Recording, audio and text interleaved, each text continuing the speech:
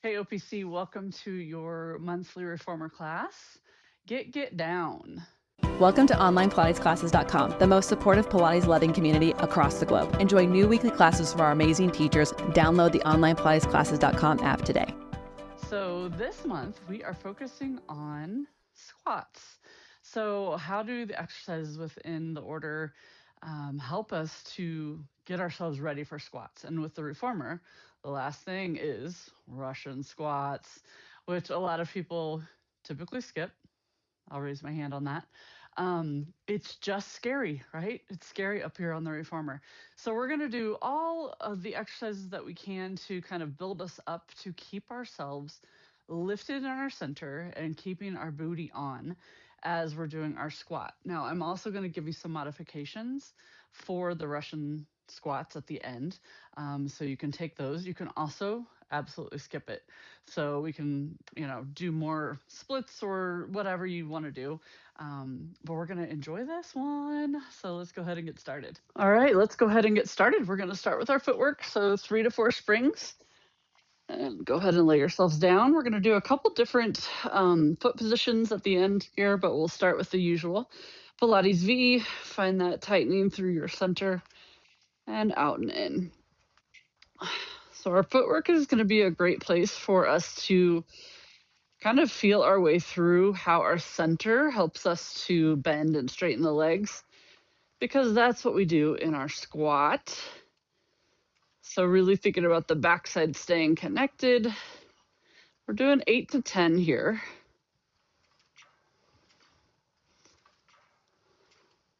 And come in, you're going to lift both feet and come to those arches, center of the foot. And just remember, we're working the spring as we open and as we close, but keeping that length out through the crown of the head. Last 2 here. Good, come in, lift those feet, heels come on, and we go out and in. So really pay attention to your feet. You can even press out, look up and see where your feet are.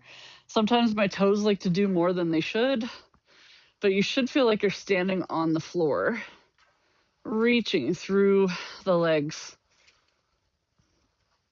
but staying grounded in the feet. Last 2 here. Good, come in, come back to your Pilates V, press out. Now we're really going to connect the center and your THASS. Press and lift. So you should feel a lot of work happening in your backside connections. And feel the press and the pull up. And we're not just in our joints, right? We're using our abdominals, our back body connection. Let's do one more here. And come all the way in. All right, so this is where we're going to change it up just a tiny bit. So you're going to take your heels on, and I want them to be hip distance apart. Now, a lot of people think that that's outer hip. I want them to be in the line with your femur, okay? So find that spot. You can look and see. And then from here, we're going to press out and in just 3 times, just so you can feel where you are in space here. So this is our squat when we're standing for our Russian split, right? So you're going to take yourself into a single marching, squat, if you'd like to say that, footwork here. So as you press out, you're going to take your right leg with you. Come in and set it down. Left leg comes with you. So you're just alternating each side. There's a little proprioception happening because you got to set your foot back down. All good things. And we are going to do 5 on each side.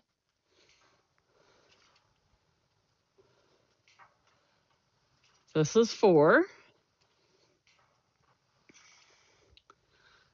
And last one on each. So you should start to feel those legs working. Good. We got them all warmed up. I like it. So I usually go down to 3 springs for my 100. So I'm going to do that now. And then if you want to, you can put your foot bar down and then grab those handles. All right. Let's take those legs up to the ceiling here. And then from this position, we're going to lift, lower those legs, and find your 100. Inhale for 5. And exhale for 5.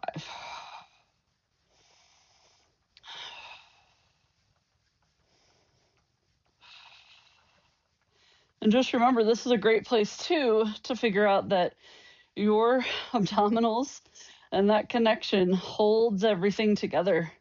So as you move your arms and you feel your legs being held up, it's all from your center.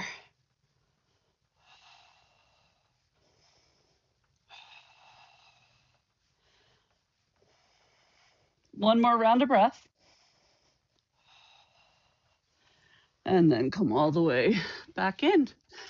Good. All right. So you can keep these springs, or if you like to do something lighter for overhead, you can switch it. We're going to do our overhead here. So taking those arms up to the ceiling, a little tension here. Take the legs away. Press the arms and lift up and over.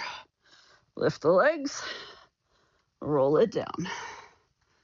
So again, we are controlling our movement with those abdominals and your back muscles, shoulders. Good, last one.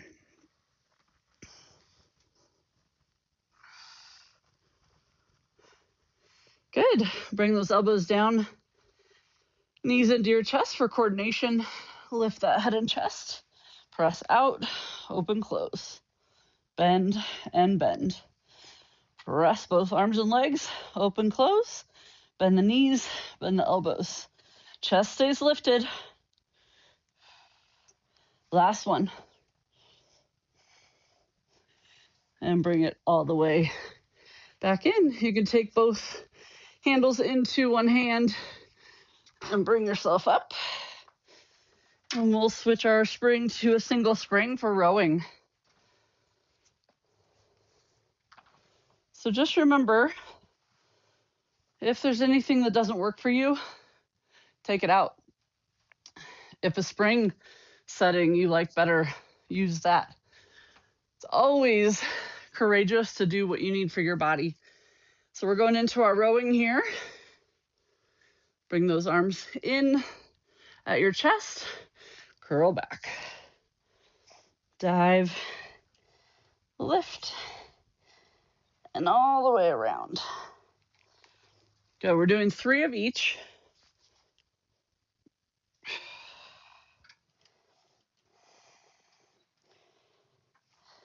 And last one.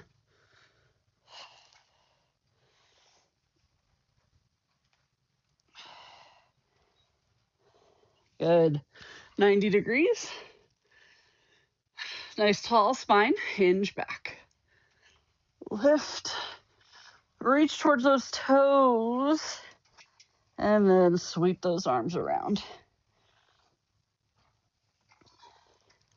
So remember, we're trying not to collapse to our legs. When we come up and over, pull your waist back. Stay lifted. We've got one more.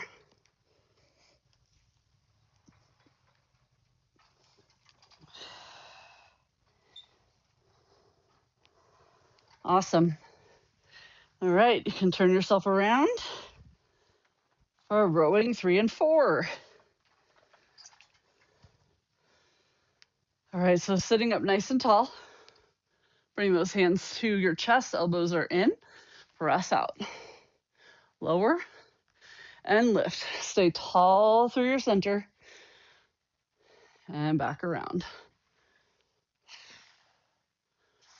Really lift, lift, lift from literally your pelvic floor through the crown of your head. Good. Now from the hip, here we go. Round and reach.